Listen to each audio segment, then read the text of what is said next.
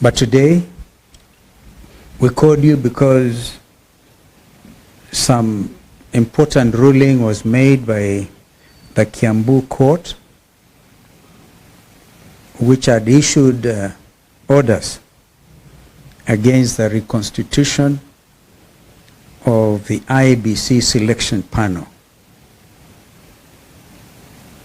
itself a product of the IEBC Amendment Act, which is the only statute signed into law following the National Dialogue Committee deliberations. Now that, as we have said before, Azimio had nothing to do with it, and we are not here to talk about Azimio because a lot has been happening within Azimio itself. But for purposes of reconstitution of the IEBC selection panel, it was the Kenya Kwanza coalition side and the Azimio side and others, the faith-based organizations and others. So now we demand that President William Ruto moves with speed to now put in place the 9-person selection panel for the IEBC, leading, of course, into the formation and reconstitution of the IEBC. There can be no other pretense. Others, as I said, were blaming us, and this was not an application in Kiambu. This was a state-sponsored application, and we are happy they have ordered, or whatever it is, a judge in Kiambu. We don't want to criticize that ruling. But now, the other matter in the Court of Appeal by Mr. Augustine Muli can continue because there are no orders. There are no orders in that matter before the Court of Appeal. The orders are only out of the Kiambu court.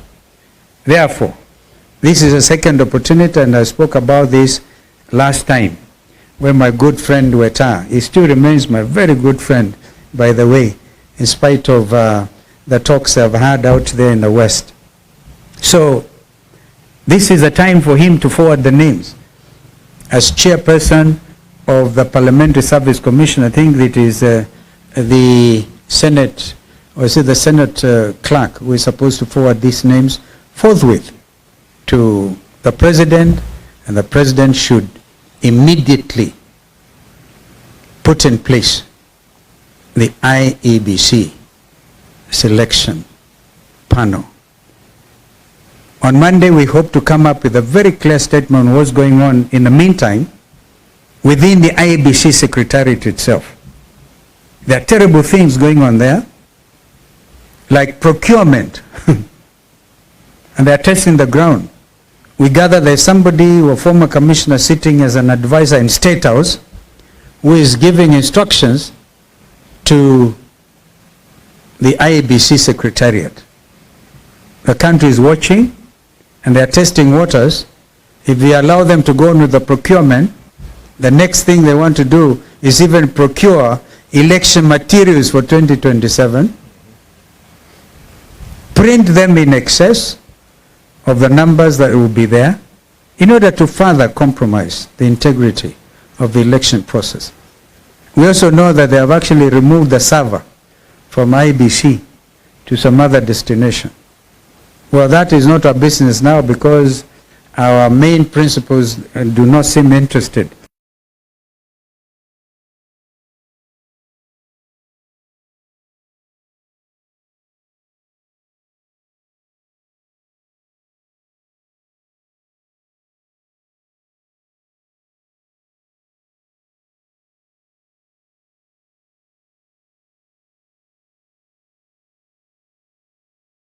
Tume ya uchaguzi ama selection panel ambayo itajihusisha sa na swala la uundaji upya kamati ama tume ya uchaguzi wa Kenya. Kazi hiyo ina umuhimu kabisa, na sasa hakuna takshishi, hakuna pingamizi, unless of course KK wanarudia tena na kuanzisha mambo mengine ambayo hatuwezi tukaelewa. But we have been vindicated We have nothing to do with the delay. We have had nothing to do with this delay. And now we are urging, we are demanding. Remember, we said by March, if there's no movement towards the putting in place a new IEBC, we would get to the streets. There are those who think the Gen Zs have not been demonstrating. But you all know they are in the space. There are now demonstrations online. And Kenya can never be the same again. So that will be those are my remarks. My colleagues here will make further comments. I think we start with JN, and then our brother will complete because he has visitors in his backyard. Thank you. Asante. Ni kuongezea tu kusema ya kwamba ni vyema William Ruto hakikisha kwamba IEBC commissioners are in place kwa haraka ili yaweze kunyoroshwa na opposition ambayo inaongozwa na Kalonzo Musyoka. Hii haitakuwa mambo ya yai ili anachorwa na hii ni kupagusa kabisa. Na ni asubuhi mapema amekaa akilialia mambo ya yai, sasa agoje kunyoroshwa na Kalonzo mwenyewe. La pili ni kusema ya kwamba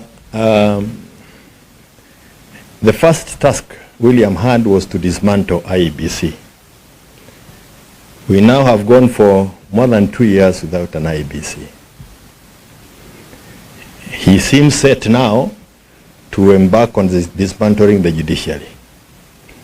The removal of the security team or the security officers from the CJ's office, because we are dealing with the office, is an indication of a person who is still bent on capturing all these institutions. If he is unhappy with judgments coming from the judiciary, he should learn to live with them, like many have done in the past. But removing security from the Chief Justice is an attempt again to capture the institution like he has captured Parliament, he has captured IEBC, and he certainly wants to capture the judiciary. Na sisi tunataka kusimama na mambo ya mahakama na tuseme ya kwamba majaji wa mahakama waruhusiwa wafanye kazi yao bila maneno ya kuwasubua hata kama hufurahi yale ambao wanatoa kama uamuzi. We demand the reinstatement of the security to the CJ and any other judicial officer whose security has been withdrawn. It is the only thing he can do. Ama pia achorwe.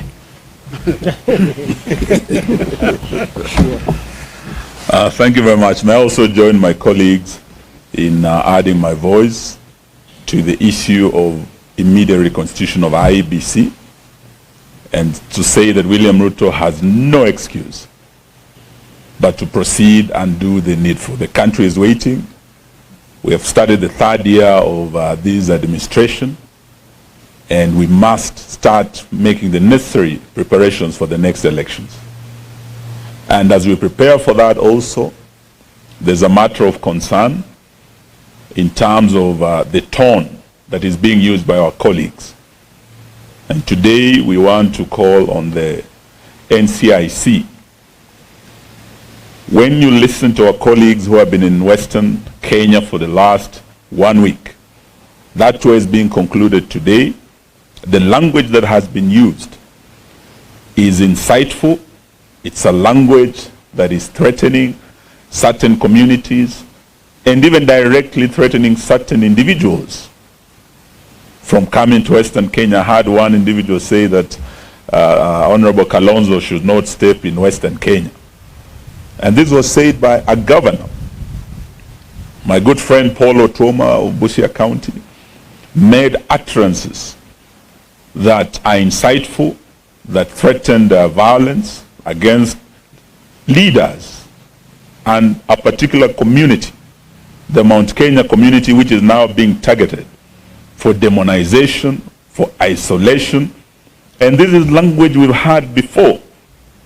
We remember the 2007 general election and the 2008 post-election violence, when language of 41 against 1 was used. The language of madoa-doa targeting certain communities. As we start entering the final phase of this administration and preparing for the next election, we didn't want to see this kind of language that will start poisoning the air ahead of the election. This is a language that can bring actually pre-election violence, and we have seen it in this country. We've seen election violence in this country, and we've seen post-election violence. And it comes out of language such as this. So we are, even as we challenge Mheshimiwa Ruto to proceed with speed on the reconstitution of IEBC, we also challenge NCIC. We've heard that they are threatening certain individuals. The law is uncharged. Would like to see Honorable Tuoma, who made similar statements, also charged, and others who have made similar statements. So that's what I want to say today. But as to my colleagues, I want to tell them you are all welcome to Western Kenya. In December, I hosted my colleagues. We had a very good time in Kakamega with Honorable Kalonzo Musyoka. We actually started the year together in Kakamega, in Trans Nzoia, and the people of Western Kenya are people of Mlembe. They are people of peace. They love visitors. And we were able to welcome Honorable Kalonzo very, very well. We also hosted Honorable Gashagwa in Kakamega, and the people of Kakamega were very happy to have him. So Honorable Tuoma, we are coming to Busia County. I'll soon be hosting my brothers there. We will also be going to Bungoma and other parts of Western where we didn't visit.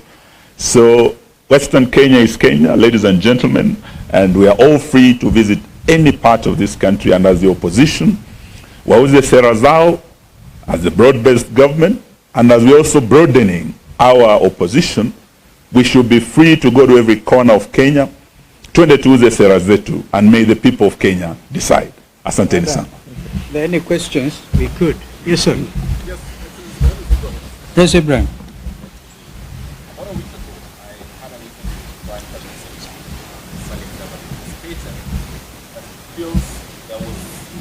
There were concerted efforts by political players, very concerted, to legitimize the 2027 election. We fell short of mentioning all this political as well.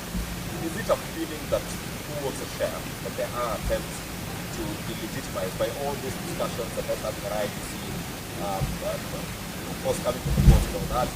Secondly, there has been a question about, it's unfortunate that nobody has put campaign season. There have been questions about when Kalonzo, Musyoka and his troops are going to hit the ground. The team that you clearly be facing using government budgets is already hitting the ground. Well, first of all, on delegitimizing the 2027 elections or sooner, would you not agree with me that it is them who are delegitimizing it by threatening violence, by refusing to constitute the IEBC, by continuing with abductions? Can you imagine a young Kenyan mother, not so young, this lady was abducted, Joki, for a misdemeanor.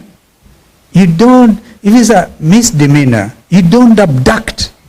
Look at the way that lady was arrested. You see these people in the process of really working up people's emotions, therefore delegitimizing the next contest. So, and if you look at a situation like this IBC, already we're in a crisis because the boundaries review has not been done. And yet, under NADCO, we made specific recommendations that, for example, the period be extended as in JN to 14 or 15 years, within which to carry out boundaries review. But already the country is in breach of a fundamental constitutional obligation. With regard to us, and I agree with you, these guys obviously are campaigning. But as they campaign, I advise them, if indeed they will take my advice, not to show open anger. Yani hasira ya ajabu. Umeiona hasira, kumbukeni hasira ni hasara. Na kiburi, kujipiga kifua, kwa sababu tumesema tu kwamba if a company is in receivership, under receivership, like Mumia Sugar, how does a company under receivership issue bonuses? And therefore Salasia was spot on asking them, where are you getting this money from? First of all, it's very little. And I think Peter Salasia is still waiting to see which of the Mumia Sugar outgrowers have gotten some money in their M-Pesa. Na hiyo inazua hasira. Hasira ya ajabu. Kwa hivyo wajiandae, tunakuja na tuna mipangilio yetu. Actually what we want to do is to come up with rallies which are going to be based on issuance of IDs to the Kenyan youths, the agencies and others, and combine that with the registration of voters. We will not be renting crowds. Have we not seen 1,000 watu 5 chukueni, 1,000 ingine? Did we not see a whole senator dishing out money? Renting a crowd for a head of state? No. We will be coming to the people. But we also telling our Kenyans, chukueni hizo pesa kama kawaida. Kwanza wasema 1,000 kwa watu 5 haitoshi. Na tunajua ni kodi yetu. Chukueni kwa ghadhabu pia, and do like the people of Rwanda did, told them off. So I hope I've answered your question. Get the secretariat joining with us, registration of persons coming along with us. We understand that there's no registration of voters going on. In fact, the secretariat itself should be given some little money to do voter education, which is continuous. But we know nothing, absolutely. Therefore, already in breach of the fact that registration of voters is a continuous exercise. That will be our #1 mission, even as we look at the other complications that continue. But the issue of governance to us is so important. Corruption everywhere. Ndio hii kitu inawauma sana. We'll continue to call them out because of what they are doing. Thank you. Asante. Thank you.